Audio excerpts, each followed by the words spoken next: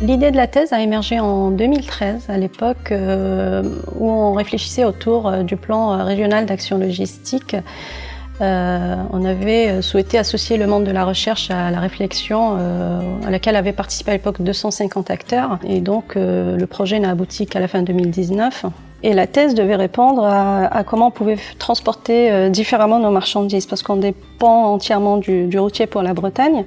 Et là, aujourd'hui, elle est traitée dans un contexte de crise sanitaire, de crise énergétique, de limitations liées à tout ce qui est engagement contre le réchauffement climatique.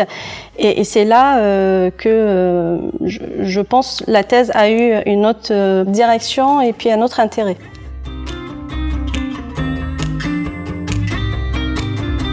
Cette crise, elle est vécue au sein des entreprises et il y a urgence. C'est-à-dire, aujourd'hui, les acteurs économiques, les entreprises, elles ressentent toute l'urgence et elles subissent au quotidien toutes ces restrictions et limitations. Donc, voilà, la crise sanitaire a montré comment est-ce qu'on dépendait des chaînes logistiques globales, à quel point on était vulnérable pour nos approvisionnements, par exemple. Et la crise énergétique, vous le voyez bien, avec l'augmentation des prix des carburants et puis les nouvelles taxations qui sont en train de tomber, la pénurie des conducteurs, c'était clairement les critères qui avaient été cités par les entreprises qui avaient été interrogées.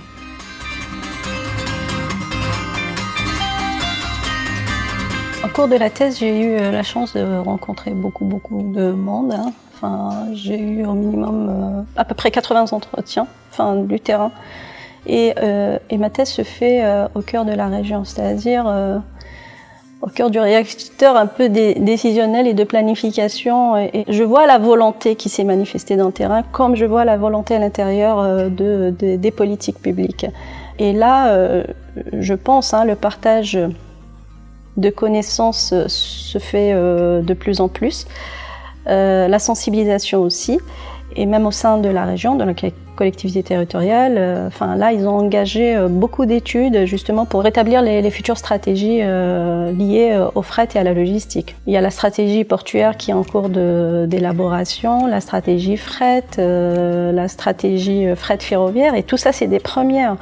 Donc, je pense qu'il y a eu quand même un écho très favorable par rapport à ces travaux et les résultats et tout l'état des lieux qui avait été réalisé, mais aussi côté terrain. Et c'est un vaste chantier, mais on sent que la volonté, elle est là quand même, et puis on a envie de s'en sortir, je pense, collectivement.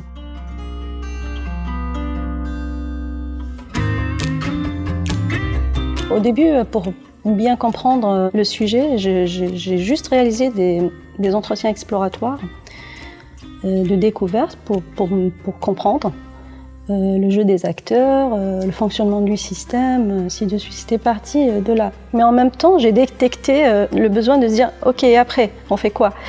Quelle suite sera donnée? Parce qu'ils sont dans l'attente, au fait, de choses concrètes, d'aide, de plus d'infrastructures, de plus de solutions. Et l'enquête qu'on a réalisée aussi, vous verrez sur la carte, par exemple, ne serait-ce que la demande de massification exprimée par les entreprises. Moi, je pensais qu'on aurait une concentration de l'ouest de la Bretagne, c'est eux qui souffrent le plus d'éloignement. Mais non, elle vient de l'ensemble du territoire et ça concerne toute taille d'entreprise.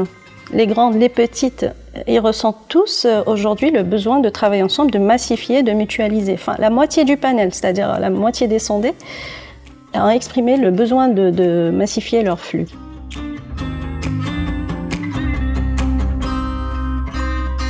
D'abord, je pense qu'il faut exprimer les points essentiels de cet état des lieux.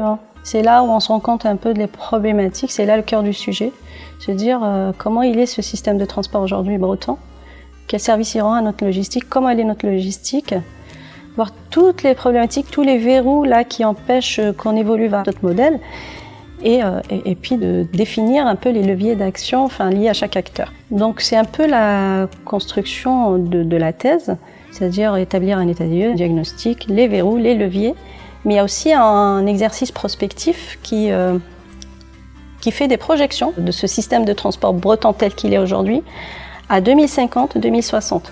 Donc on arrive à savoir aujourd'hui en projetant nos courbes telles qu'on est-ce qu'on sera dans le fameux facteur 4 qui correspond à nos engagements régionaux, français et européens?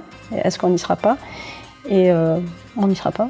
Donc les projections disent ça. Non, mais après, passer par quel type de levier en fait pour corriger la trajectoire?